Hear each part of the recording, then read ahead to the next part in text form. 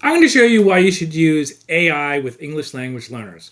Okay, if you ask a question in a language, it'll answer you in that language. Now, that's mostly true, but sometimes you have to use certain words, like, for instance, explain this. You could even ask in English, you can say in English, can you please explain the water cycle in English? Or you explain the water cycle in Russian, or can you explain the water cycle in Portuguese or Chinese, whatever it is.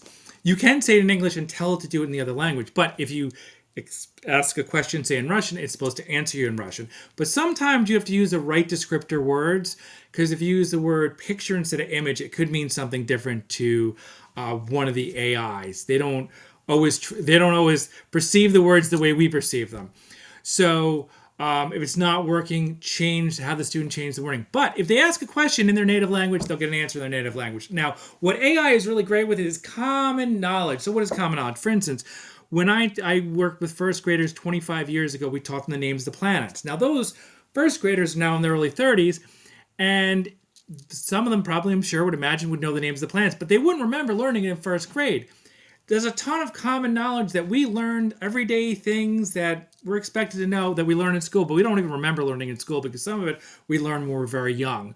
So, and that information is really good with AI. AI would know about, for instance, the water cycle or the solar system. So here I did it in Russian. I translated the words explain the water cycle in Russian, and I translated it. And I will go to ChatGPT, and I'll hit enter, and then it'll obviously answer in Russian. Now, if you just ask the question in Russian without saying explain in Russian, it will do it too. The same thing for Gemini. The same thing will do it. It will now explain it. It'll explain it in Russian. And if I do the same thing, if I do it in English, if I say explain the water cycle in Russian, it should do the same thing. I'll try it again.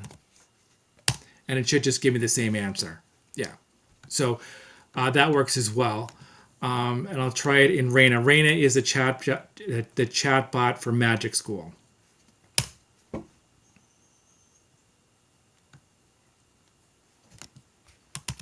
There we go. And it explains it. So when the students are in a classroom and they don't know what to do, and there's a title up on the board, they could put that in and type it in English because maybe they don't know what it says, and they could say explain in Russian, and then it would explain it in Russian or Chinese or Portuguese or whatever language they speak. Or if they go to Google Translate and translate those 3 or 4 words, they could then ask it in their language and say, "Can you please explain this information," and then give the quote, whatever they said, the water cycle, the solar system, or whatever.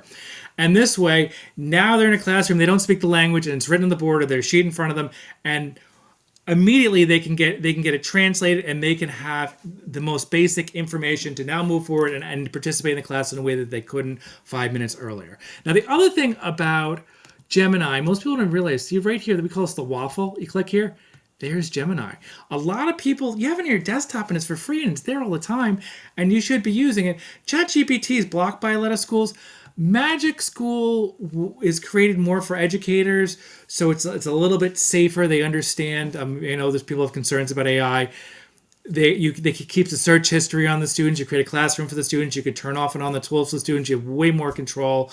And if people are concerned about plagiarism, you can go and look and see what they're searching. So a lot of those concerns are taken care of with Magic School if you're using it in a school system where the students are using it directly.